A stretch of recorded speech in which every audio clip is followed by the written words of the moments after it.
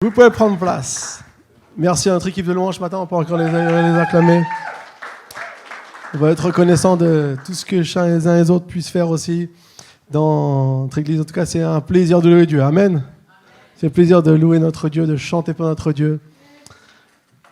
Et aujourd'hui, j'ai donc le plaisir d'accueillir le fiancé de Ketia. Vous avez aimé Ketia, hein? C'était super ce qu'elle a fait, on peut la remercier aussi. Et maintenant, on va accueillir donc Hermon Kitenge. Est-ce qu'on peut l'accueillir? Alors, c'est sa grande première ici à Imagine. Il a déjà prêché à Tismons, parce que c'est un jeune vaillant et plein de disponibilité, prêt à servir toujours. Et du coup, j'ai dit quand même, il faut qu'il puisse s'exprimer ici avec nous à l'église aussi. Et donc, c'est un plaisir de l'accueillir et de l'entendre aujourd'hui. Sois béni, mon Hermon.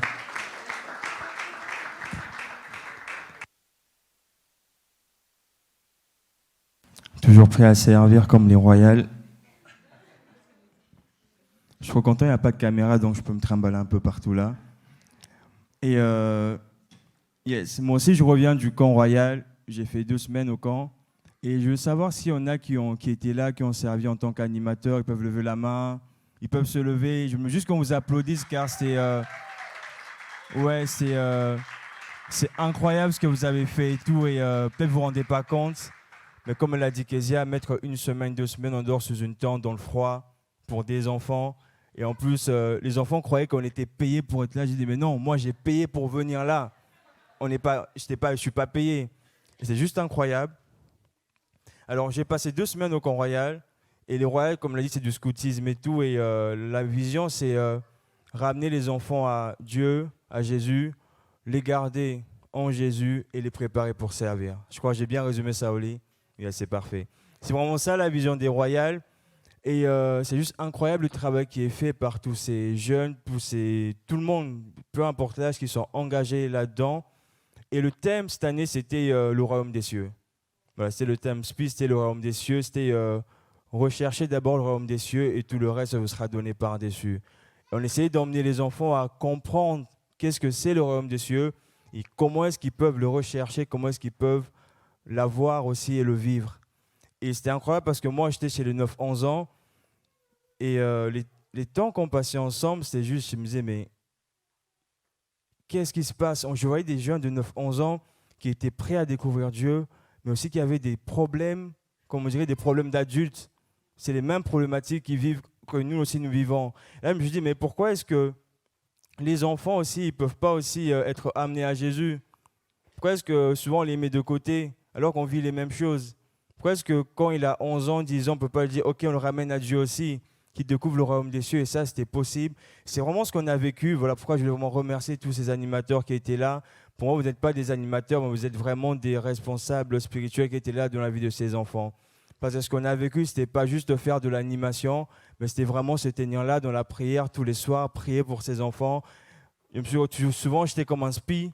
Voilà, j'étais un spi, j'écoutais les enfants me parler, je ne comprenais pas ce qui se passait. Seigneur, aide-moi aussi. Mais c'est juste incroyable. Et voilà pourquoi je voulais vraiment qu'on se rende compte, c'est juste une parenthèse, mais il y a quelque chose à faire avec les enfants et que l'Église se rend compte que les enfants ne sont pas juste des petits qu'on met de côté, mais sont des personnes qui vivent des choses et qui peuvent expérimenter le Saint-Esprit, qui peuvent expérimenter Dieu. Donc, c'est important de se rendre compte de ça, et même en tant que parent, en tant que frère, sœur, ne pas se dire « Ah, maintenant, il a 10 ans, il comprendra quand il aura 18 ans ». Non, il comprend déjà ce qu'il comprend maintenant, parce qu'avec tout ce qui se passe, avec Internet, avec tout ça, ils sont exposés à tout, ils sont même sensibilisés à tout. Et nous aussi, on doit les exposer, les sensibiliser à la parole de Dieu. Pour moi, c'est le seul remède qui est possible, qui peut les emmener à être transformés encore. Et du coup, pendant les 2 semaines au camp royal, je me disais, ok, je prêche le dimanche quand je rentre, je suis rentré vendredi, et qu'est-ce que je vais apporter? Et j'avais plein d'idées en tête, et quelquefois, je m'asseyais pour noter un peu, mais c'était impossible, tu as les enfants qui t'entourent en 2 minutes, quoi. Je suis en mode, mais laissez-moi travailler. Et là, Dieu me dit, mais pourquoi tu cherches loin? Tu dois parler de ce que tu as vécu, de ce que vous avez apporté là. Et voilà pourquoi, ce matin, j'ai pris comme titre « Sur la terre comme au ciel ». Vous pouvez répéter après moi, sur la terre comme au ciel. Et quand j'ai pris ce titre, je me suis dit, mais ok, est-ce que ça colle avec ce que je vais raconter ou pas? Et pendant que j'écrivais, je me suis rendu compte que c'était parfaitement ce que Dieu voulait dire à son Église ce matin. Et on retrouve cette phrase dans Matthieu 6, 10, où c'était Jésus qui montrait aux disciples comment prier. Il commence par notre Père qui es aux cieux, que ton nom soit sanctifié, que ton règne vienne et que ta volonté soit faite sur la terre comme au ciel. Et moi, ce qui m'a choqué dans cette prière, c'est que quand Jésus commence sa prière, il ne commence pas par dire ok Seigneur, je te loue, je te remercie, et Seigneur, j'ai mes problèmes, voilà, donne-moi mon pain quotidien. Non, il ne commençait pas par là. Il commence d'abord par parler du règne, de la volonté de Dieu, avant même de parler du pain quotidien qui vient après. Il essayait de montrer aux disciples la liste de priorités, comment est-ce que ça doit se passer dans notre relation avec Dieu.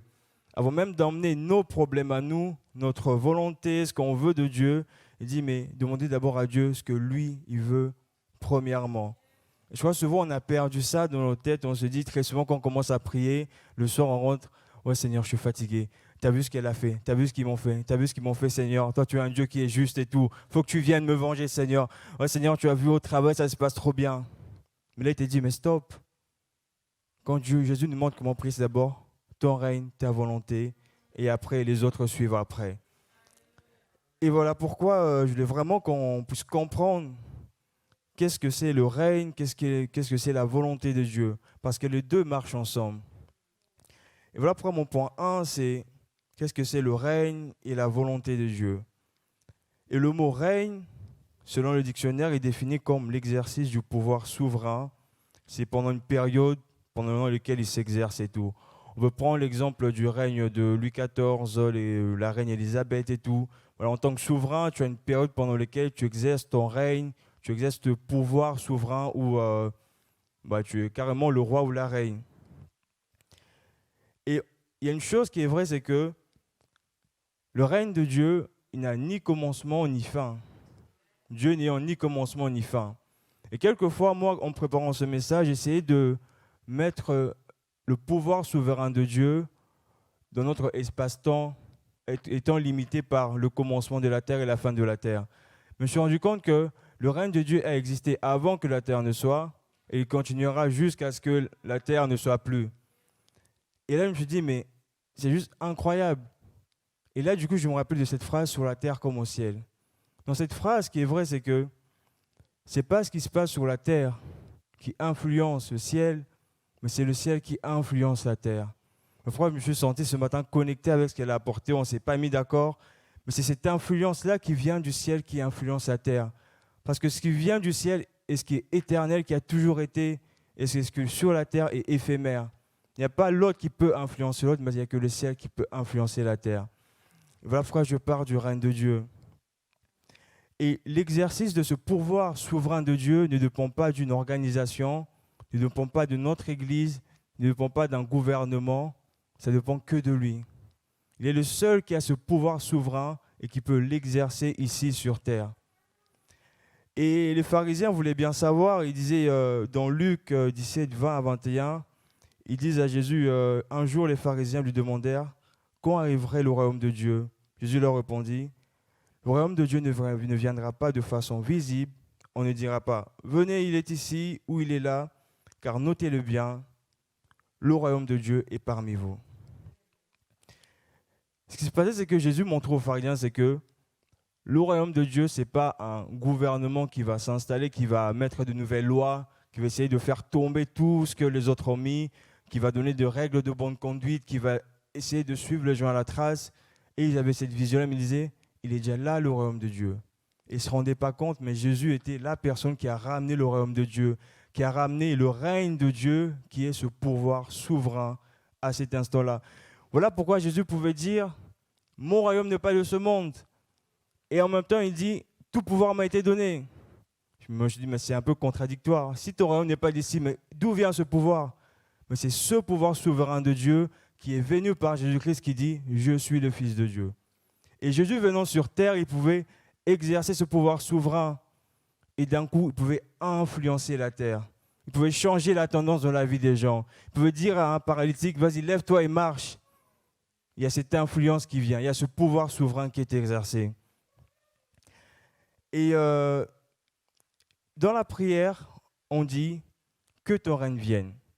Et je me suis dit, mais si son règne est déjà là, pourquoi est-ce que son règne devrait encore venir? Et là, je veux voir l'étymologie du mot. Le mot veut dire, oui, que ton règne vienne, mais il veut aussi dire que ton règne grandisse, s'établisse. Et dans cette prière, Jésus nous montre quelque chose d'essentiel, c'est que quand nous commençons à prier, il veut dire que le pouvoir de Dieu, que son règne dans notre vie puisse grandir. Il y a quelque chose qui est vrai, c'est que quand un roi accède à la royauté, il a un pouvoir évidemment. Mais on sait que son pouvoir n'est pas aussi grand maintenant que 10 ans après. Parce que petit à petit, son règne, il grandit par ce qu'il fait, par ce qu'il apporte aux gens. Les gens l'aiment et son règne, il grandit. Et Jésus veut montrer que son règne vient dans notre vie, mais son règne doit grandir et prendre plus de place. Et c'est là qu'il y a cette influence du royaume de Dieu qui vient dans notre vie, qui commence à changer des choses. On va y arriver. Suivez-moi très bien. Et le deuxième mot, c'était le mot volonté. Et je vais voir dans le dictionnaire dit, le mot volonté, selon le dictionnaire, désigne ce que quelqu'un veut et qui tend à se manifester par une décision effective conforme à une intention. C'est beaucoup long le français, je vais simplifier ça par 2 synonymes. La volonté, on peut le prendre comme un plan, ce qu'on veut faire, ou comme un dessein, voilà, ce qu'on prévoit de faire. Là, on parle de la volonté de Dieu. Il y a quelque chose qui est vrai, là où Dieu règne, sa volonté est faite. Les deux marchent ensemble. Quand on a le règne de Dieu qui est établi quelque part, sa volonté est faite. Là pourquoi Jésus pouvait dire, Père, je te remercie car tu m'exauces toujours. Il peut dire, Père, je te remercie. Il pouvait dire que ta volonté soit faite. Parce qu'il y avait le règne de Dieu qui était là. Parce qu'il y avait ce pouvoir qui pouvait faire que la volonté de Dieu puisse s'accomplir. Et la combinaison de deux donne le royaume de Dieu. Le royaume de Dieu, c'est la combinaison du règne de Dieu et de la volonté de Dieu. Ici, même dans un pays, pour avoir un pays qui marche bien, on a le pouvoir et on a la loi. Les deux marchent ensemble. On peut avoir des lois, mais si on n'a pas le pouvoir qui va avec, les lois ne servent à rien du tout. Parce qu'il n'y a personne qui va les respecter. Et on peut avoir le pouvoir, mais il faut des lois, il faut des lignes directrices pour que ce pouvoir puisse être manifesté. Et voilà pourquoi le royaume de Dieu est la combinaison des deux choses. Le règne de Dieu et la volonté de Dieu. Ça paraît tellement simple. Et parfois ce matin, je veux qu'on puisse découvrir comment est-ce qu'on peut, dans notre vie, recevoir le royaume de Dieu. Comment est-ce qu'il peut grandir en nous? Comment est-ce qu'on peut le répandre sur la terre? Et voilà pourquoi j'ai pris sur la terre comme au ciel. Parce que le royaume de Dieu, il ne vient pas de nous, il ne vient pas de la terre, mais il vient du ciel, il vient influencer la terre. Du coup, je crois qu'on comprend mieux mon titre parce que moi aussi, je ne comprenais pas au début. Et j'ai dit, là où Dieu règne, sa volonté est faite. Et quelque chose qui est vrai, c'est que, étant enfant de Dieu vivant sur terre, on va à chaque fois devoir faire preuve d'une obéissance passive et active à chaque fois, pour que le règne de Dieu puisse régner. Et notre obéissance, c'est par rapport à la volonté de Dieu. Pourquoi une obéissance active? C'est pour accomplir cette volonté de Dieu dans les devoirs les plus difficiles.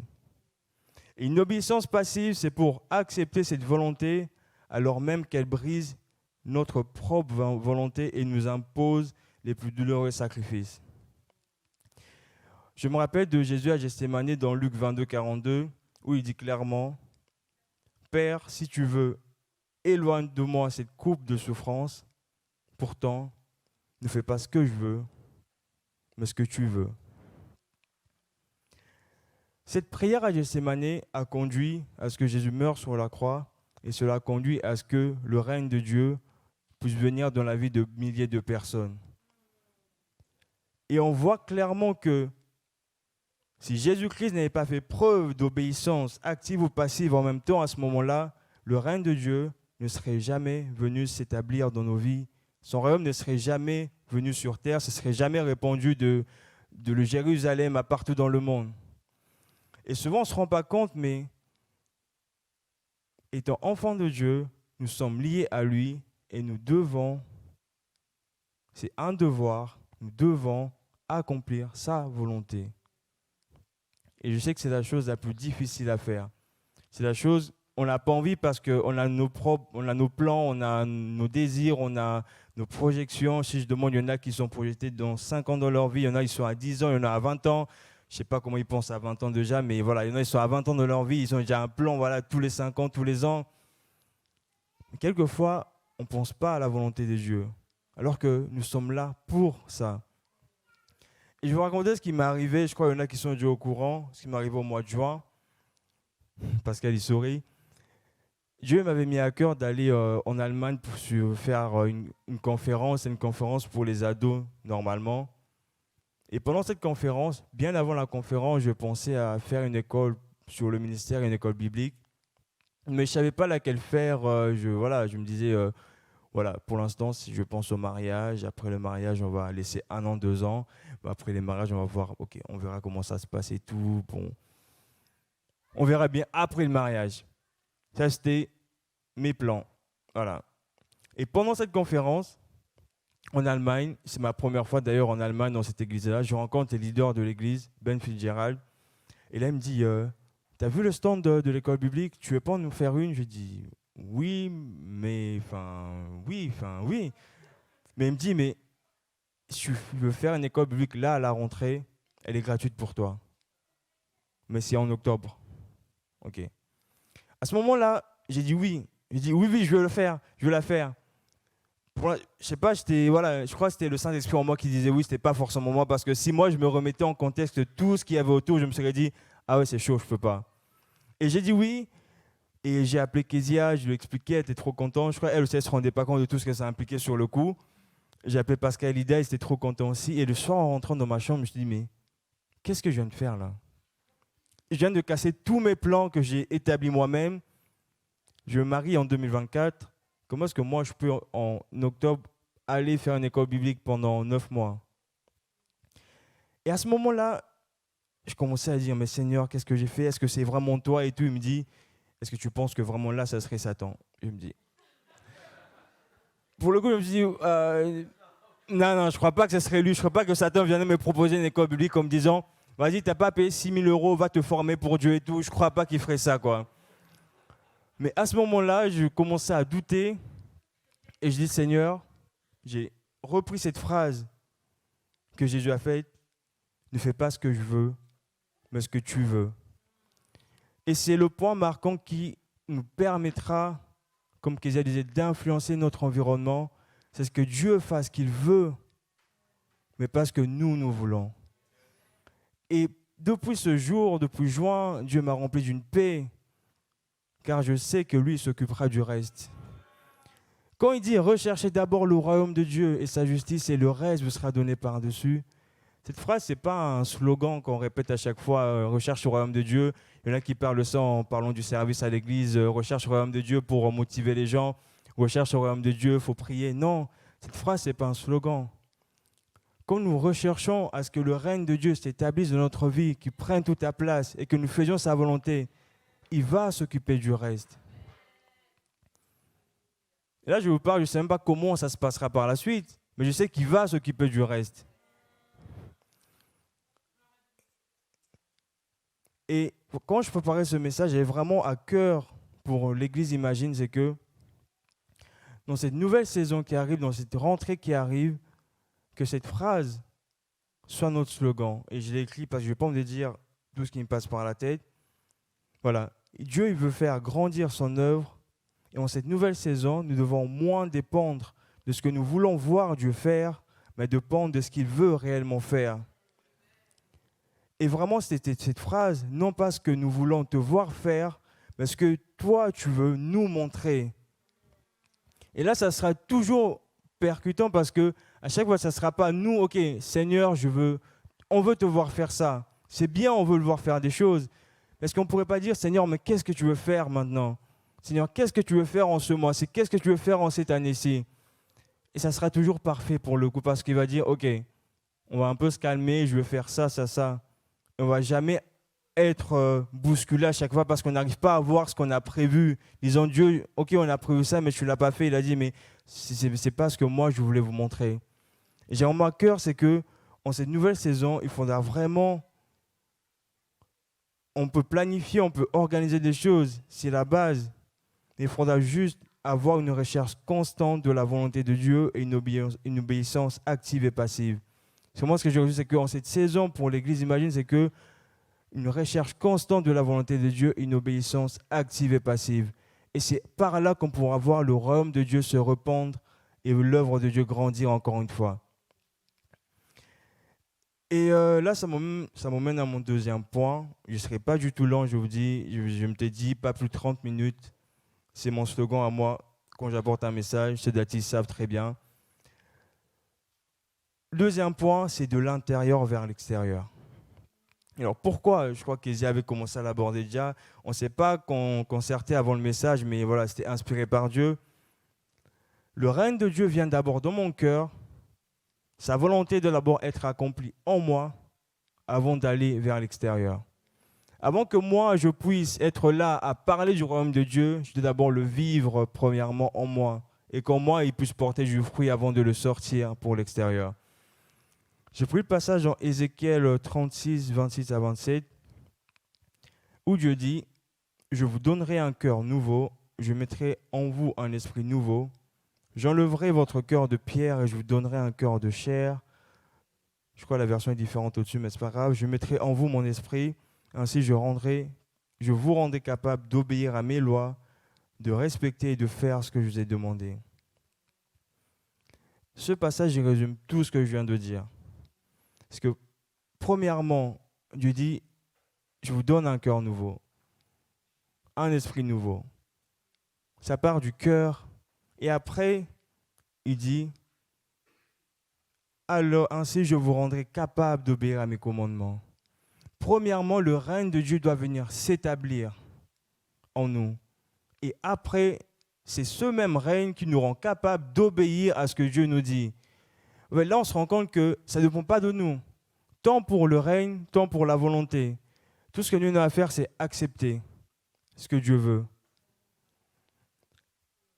Et là, je commençais à avoir du coup une définition du règne de Dieu, du royaume de Dieu. Le royaume de Dieu, ce n'est pas un concept, une philosophie, une façon de vivre, un style de vie. Voilà, le style de vie du royaume. Oui, évidemment, il y a un style de vie qui est raccroché à ça, mais c'est pas, voilà, je suis saint, je prie tous les jours, je fais l'aumône aux pauvres, voilà, je parle bien. C'est pas ça concrètement. Il ne vient pas d'un gouvernement, il ne vient pas d'une organisation, il ne vient pas d'un regroupement d'églises. Voilà, c'est les églises apostoliques de France, d'Europe et tout, voilà, c'est le royaume de Dieu. Non, c'est pas ça, il ne vient pas de là. Parce que tout ça est appelé à passer. Alors que le royaume de Dieu, il ne passera jamais. Mais le royaume de Dieu est capable de venir s'installer dans ce regroupement d'église, de venir dans l'église, de venir bousculer un gouvernement, changer les choses. On ne peut pas définir le royaume de Dieu par rapport à ce que nous voyons. Le royaume de Dieu, c'est la personne de Jésus-Christ qui vient habiter dans nos cœurs. Pourquoi je parle de Jésus? Parce que c'était le premier à réellement vivre le royaume de Dieu en lui, à réellement accepter la volonté de Dieu sans broncher. C'est la première personne. Abraham, il a essayé, il n'a pas pu. À un moment donné, il a menti. Isaac, la même chose. Jacob, on peut voir tous, ils ont tous failli. David, l'homme selon le cœur de Dieu. À un moment donné, il n'a pas pu. Mais Jésus était la première personne à recevoir le royaume de Dieu, à le vivre en lui, à le laisser grandir en lui, à recevoir la volonté de Dieu, l'accepter et enfin à laisser sortir pour que ça puisse influencer le monde. C'est ce qui s'est passé. Et le royaume de Dieu, c'est la personne de Jésus qui vient habiter dans nos cœurs par son esprit et qui exerce ce pouvoir souverain de Dieu et nous rend capables. et il nous rend capables par la suite de ne plus être dépendants du péché, de nos addictions, de nos dépendances, d'être complètement libres. Il y a cette phase qui se passe, c'est que Jésus ramène le royaume de Dieu en nous, le règne et la volonté de Dieu. Quand nous la laissons grandir, elle prend plus de place en nous et de là, nous sommes libres. Le royaume de Dieu, c'est la personne de Jésus qui vient habiter dans nos cœurs et son esprit qui transforme nos cœurs et nous commençons à porter des fruits qui reflètent le royaume de Dieu. Quand on parle de la joie, la paix, la patience, ce sont des fruits qui reflètent simplement le royaume de Dieu qui est en nous, qui s'expose aux autres. C'est pas tant que ça le royaume de Dieu, mais ce sont les fruits du royaume, les fruits qui montrent que le royaume de Dieu, il habite en moi. Le royaume de Dieu, c'est la personne de Jésus qui vient habiter en nous et par son esprit, il nous rend capables de faire la volonté de Dieu. Là, pourquoi Jésus-Christ il pouvait dire « Je fais la volonté de Dieu, de mon Père ». Il avait 9 ans, il dit « Laissez-moi m'occuper des affaires du Père ». C'est comme si Chanel disait à Pascal « Vas-y, laisse-moi m'occuper des affaires de mon Père ». Alors qu'il pourrait bien, si Pascal commissionnait Chanel lui disant « Chanel, il faut que là, maintenant, tu écrives ça », et que moi, je viens de déranger Chanel, pourrait me dire « Laisse-moi m'occuper des affaires de mon Père ». C'est simplement ça. Jésus, il avait connaissance, pleinement connaissance, qui il était, fils de Dieu, et qu'il était sur terre pour emmener le royaume de Dieu aux hommes. C'était ça, il connaissait sa mission. Et ce qui s'est passé, c'est qu'on voit la scène dans le désert où Jésus se fait baptiser, rempli de l'Esprit de Dieu. Et ils ont dit, l'Esprit de Dieu l'emmène dans le désert pour 40 jours. J'avais jamais compris cette histoire. Je me disais, mais pourquoi il va dans le désert pour 40 jours? Il s'est fait baptiser, il est rempli de l'Esprit, mais il devra aller chasser les démons directement. La mission, elle est grande. Mais qu'est-ce qui s'est passé dans ce désert? C'est que pendant 40 jours, Jésus, il a laissé le règne de Dieu grandir en lui, prendre toute la place. Pendant 40 jours, il a jeûné et prié. Le royaume de Dieu a pris toute la place en lui, que lorsque Satan est venu pour le faire douter de sa position,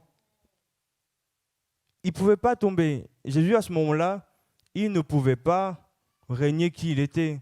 Parce que ce n'était plus lui qui vivait en lui-même, mais c'était Dieu qui vivait en lui. C'est un peu fou de dire ça. Mais à ce moment-là, Jésus-Christ n'était plus un simple homme. Il était pleinement rempli de Dieu parce que le royaume de Dieu avait pris toute la place en lui et il ne pouvait faire que la volonté de Dieu. N'oubliez pas que la volonté de Dieu en nous est réalisée que par Dieu lui-même en nous. Et pendant 40 jours, il a laissé grandir Dieu en lui, il a laissé Dieu prendre toute la place, que lorsque Satan est venu lui dire « T'as pas faim? Il y a des petites pierres. Si tu es le Fils de Dieu, tu pourrais les transformer en pain. » À ce moment-là, Jésus étant esprit, il savait très bien ce que Satan voulait faire. Il lui dit « Il est écrit. » Deuxièmement, il dit « Si tu es le Fils de Dieu, tu peux te laisser jeter là et tout, et ils vont te rattraper les gens. » Il est écrit. Si tu es le Fils de Dieu, il dit « Adore-moi. » Là, c'est la tentative ultime de Satan. Il disait « Regarde, j'ai tout ça. Adore-moi. Je te donnerai tout ça. » Qu'est-ce que c'était tout ça? C'était tout le reste. L'argent, le pouvoir, tout ça, c'était tout le reste. Tout ce dont Dieu parle dans Matthieu 6, 33.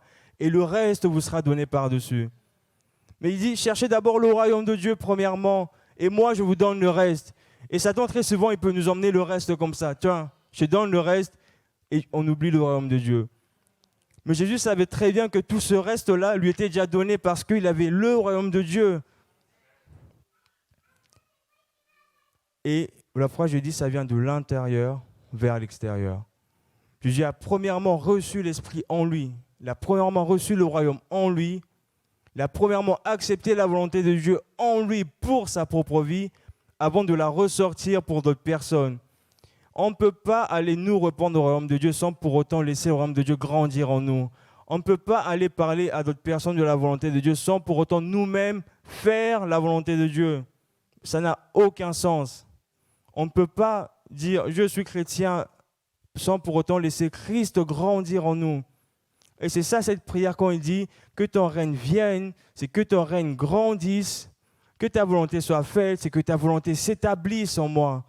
C'est cette prière qu'il nous demande tous les jours, c'est pas commencer disant « Seigneur, donne-moi le reste ». Il dit non, commence d'abord par chercher mon règne et mon royaume et ma volonté en toi. Et le reste, moi, je m'en occupe de toute façon. Et c'est ça, cette prière. Il faut que le règne de Dieu prenne toute ta place dans notre cœur pour que nous puissions répandre son royaume. Parler avec pleine assurance de son royaume, être de véritables témoins.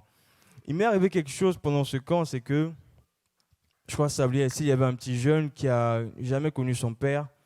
Il a 11 ans et lors d'une VSP, le soir, il était révolté contre Dieu. Il a quitté, il y a un truc qui s'est passé, il a quitté la vie, il allait se mettre sur le côté. Et moi, en tant que bon animateur, je le suis pour savoir ce qui se passe. Je lui dis, tu ne veux pas revenir? Et il dit non et tout.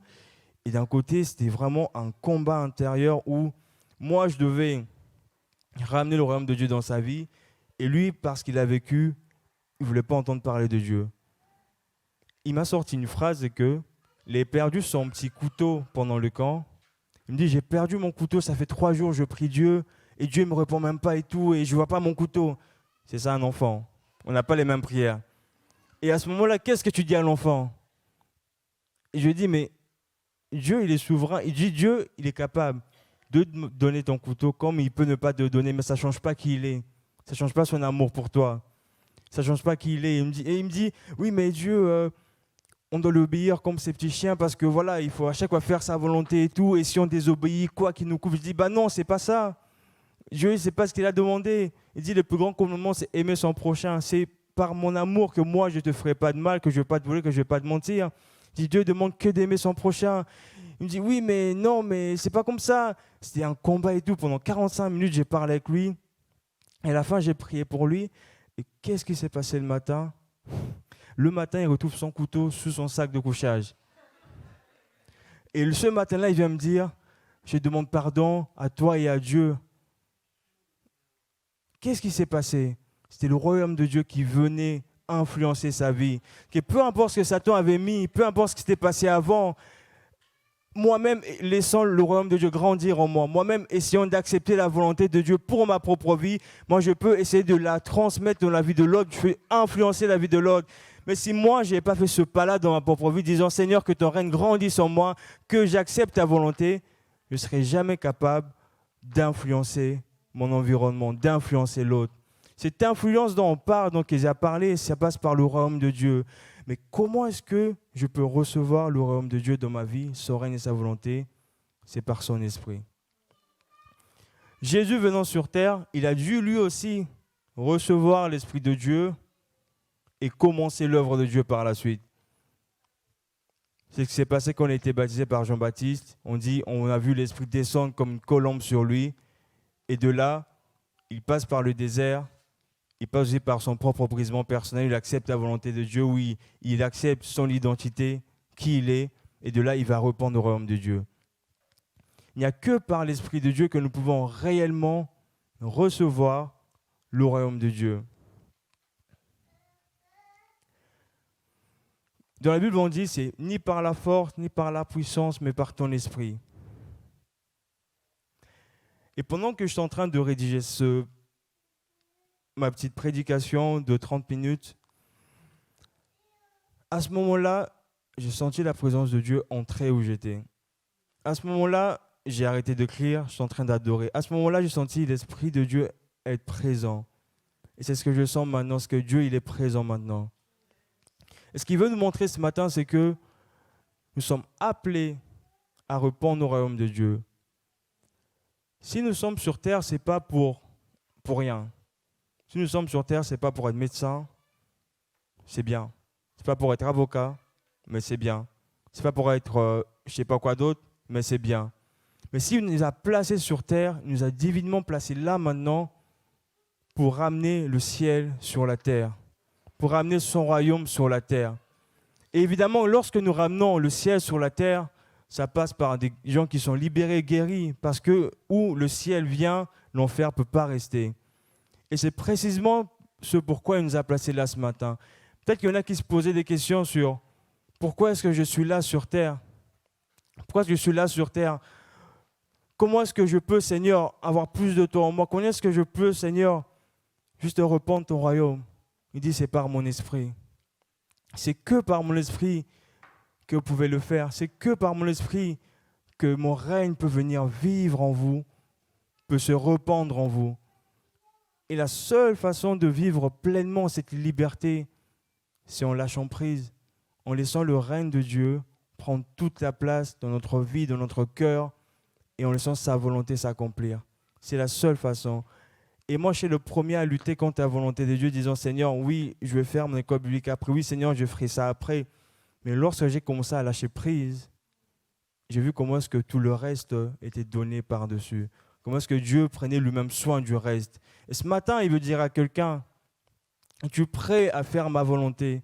Ce matin, il veut dire à quelqu'un, es-tu prêt à laisser mon règne prendre toute ta place en toi? Es-tu prêt à laisser mon royaume prendre toute ta place en toi? Car ce qu'il y a de plus important dans ta vie sur terre, c'est mon royaume et pas le reste. C'est mon royaume d'abord. Et ce matin, il veut dire à quelqu'un, moi, je t'ai placé dans cette famille pour ramener mon royaume. Moi, je t'ai placé à cet endroit précis pour ramener mon royaume. Ce n'est pas parce qu'il y a trop de troubles que ce n'est pas où tu dois être. Ce n'est pas parce que tout ne va pas bien que ce n'est pas où tu dois être. C'est pour quelqu'un. Ce n'est pas parce que rien ne se passe bien que ce n'est pas où tu dois être. Oui, c'est où tu dois être pour ramener le royaume de Dieu. Je prends la vie d'Esther très souvent comme exemple parce que Esther a été placée reine. Et quand elle est devenue reine, c'est lorsque on voulait tuer tous les Juifs. Et on peut se dire, mais quelle malchance, Seigneur, je ne dois pas être là. Mais elle était divinement placée à ce moment-là, à cet instant-là, pour ramener un changement, pour influencer son environnement. Et c'est ce que Dieu veut dire à quelqu'un là, ce que je t'ai placé là pour ramener mon royaume. Mais pour que tu ramènes mon royaume, je dois le laisser premièrement grandir en toi. Et je dois laisser ma volonté s'accomplir dans ta vie. Je vais parler à quelqu'un ce matin qui n'arrive pas à lâcher prise, qui n'arrive pas à accepter ce que Dieu veut pour elle. Je vais parler à quelqu'un peut-être qui ne connaît pas la volonté de Dieu pour sa vie, mais Dieu peut te la révéler, peut te dire, je veux que tu fasses ça pour moi. Mais il faudra que tu dises oui, que tu lâches prise, pour que le royaume de Dieu puisse s'étendre sur terre. C'est le seul moyen. Ce n'est pas par la force, ni par la puissance, ce n'est pas par des discours où on essaie de persuader des gens, ce n'est pas par notre façon de parler, par notre éloquence. C'est par mon esprit. Et ce matin, j'aimerais appeler quelqu'un. Peut-être tu sens que Dieu il a quelque chose de précis pour toi. Tu sens un appel dans ton cœur. Tu sens que Dieu t'appelle à faire quelque chose. Mais tu n'arrives pas encore à lâcher prise. Tu n'arrives pas encore pleinement à comprendre ce que Dieu veut. Ce matin, il t'appelle te disant, c'est le moment. Ce matin, il t'appelle te disant, c'est le moment de lâcher prise. C'est le moment, toi, d'être cette mère dans ce foyer qui ramène le royaume de Dieu, qui est prête à apporter un changement, qui est prête à influencer son environnement, qui est prête à prendre position pour ses enfants, prendre position pour toute sa famille, disant, le royaume de Dieu entrera dans vos vies, quoi qu'il en coûte. C'est le moment. Je vais parler à quelqu'un peut-être qui ne connaît pas le royaume de Dieu, qui aimerait recevoir ce règne dans sa vie pour qu'elle soit libre de toutes choses, libre de ses dépendances. Dieu te dit, c'est le moment. Et toi qui n'arrives pas à accepter la volonté de Dieu, on voit que ce n'est pas par nous-mêmes, mais c'est son propre esprit qui nous rend capables d'accepter sa volonté. Et tout ce qu'on doit faire, c'est laisser son esprit prendre toute ta place. J'aimerais qu'on incline nos têtes. Pendant ce moment, laissez le Saint-Esprit en nous, peut-être nous convaincre de quelque chose. Et peut-être si vous pouvez vous avancer, vous pouvez venir, on va prier pour vous. Je sens vraiment que Dieu, il a quelque chose à faire avec nous, au travers de nous. Mais il faut que nous puissions lâcher prise, disant, Seigneur, utilise-moi. Utilise-moi à ramener le ciel sur la terre. Utilise-moi pour influencer mon environnement. Utilise-moi, Seigneur. Viens enlever en moi tout ce qui n'est pas de toi. Viens enlever en moi tout ce qui ne te glorifie pas. Que ton règne prenne toute ta place, Seigneur. Que ton règne prenne toute ta place en moi, Seigneur. Ce matin, par ton esprit, Seigneur, je vais déclarer la liberté, Seigneur. Ce matin, par ton esprit, je déclare que ton royaume vient chambouler des vies, vient apporter un changement, Seigneur. Par ton esprit, Seigneur. Ça peut paraître compliqué, difficile de se dire, Seigneur, je vais te suivre sans poser de questions. Mais c'est ce que les disciples ont fait. Ils ont suivi Jésus sans poser de questions. Et on voit comment leur vie a été transformée par la suite. J'aimerais vraiment vous dire qu'il n'y a rien de plus important, rien de plus grand que de servir Dieu où nous sommes. que ce soit dans sa famille, dans son travail. Il n'y a rien de plus grand que d'emmener son royaume. Et ce matin, si nous pouvons juste ouvrir nos cœurs pour dire, Seigneur, j'accepte que ton royaume grandisse en moi. Seigneur, j'accepte que ta volonté soit faite dans ma vie, Seigneur. Quoi qu'il en coûte, peu importe le prix, Seigneur, j'accepte que ta volonté soit faite dans ma vie.